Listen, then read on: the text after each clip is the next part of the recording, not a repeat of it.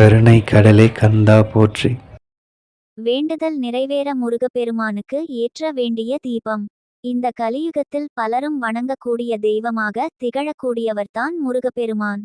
அதிலும் முருகப்பெருமான் ஆலயத்திற்கு சென்று வழிபாடு செய்பவர்களுக்கு பல நன்மைகள் உண்டாகிறது என்று பலரும் கூறி கேள்விப்பட்டு இருக்கிறோம்.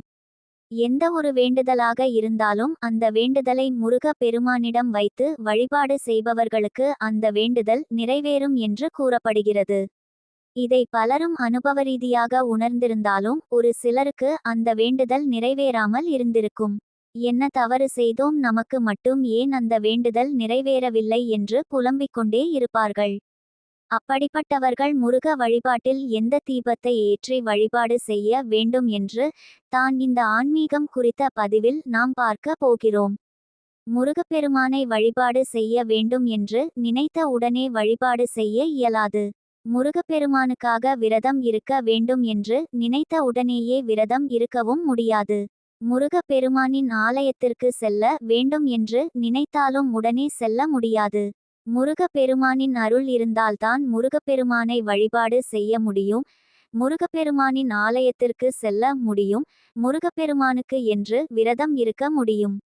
அப்படி நாம் விரதம் இருந்தும் வழிபாடு செய்தும் ஆலயத்திற்கு சென்றும் நம்முடைய வேண்டுதல் நிறைவேறவில்லை என்னும் பட்சத்தில் இந்த ஒரு தீபத்தை ஏற்றினால் போதும்.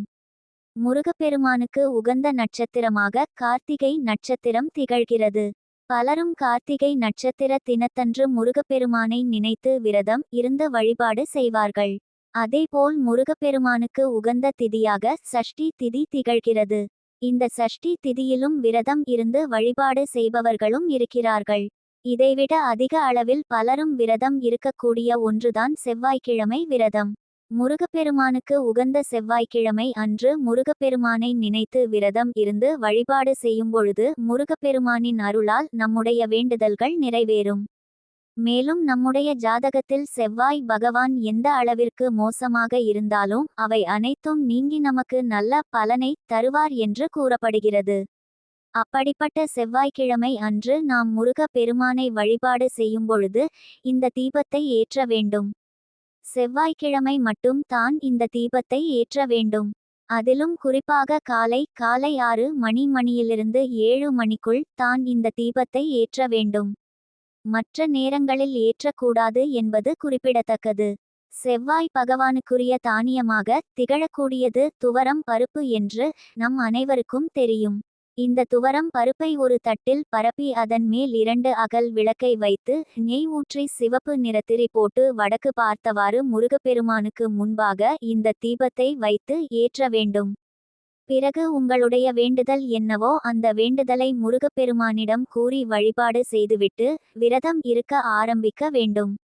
இந்த முறையில் நீங்கள் ஒவ்வொரு செவ்வாய்க்கிழமையும் தீபமேற்றி விரதம் இருந்து வழிபாடு செய்தீர்கள் என்றால் உங்களுடைய வேண்டுதல் முழுமையாக நிறைவேறுவதற்கு முருகப்பெருமான் அருள் புரிவார் என்று கூறப்படுகிறது. முருகப்பெருமானை நினைத்து முருகப்பெருமானுக்கு விரதம் இருந்து வேண்டுதலை வைப்பவர்கள் முருகப்பெருமானுக்கு இந்த தீபத்தை ஏற்றி வழிபடுவதன் மூலம் முருகப்பெருமானின் அருளையும் பரிபூரணமாக பெற முடியும். நம்முடைய வேண்டுதலும் நிறைவேறும் என்ற தகவலை கூறி இந்த பதிவினை நிறைவு செய்து கொள்கிறோம்.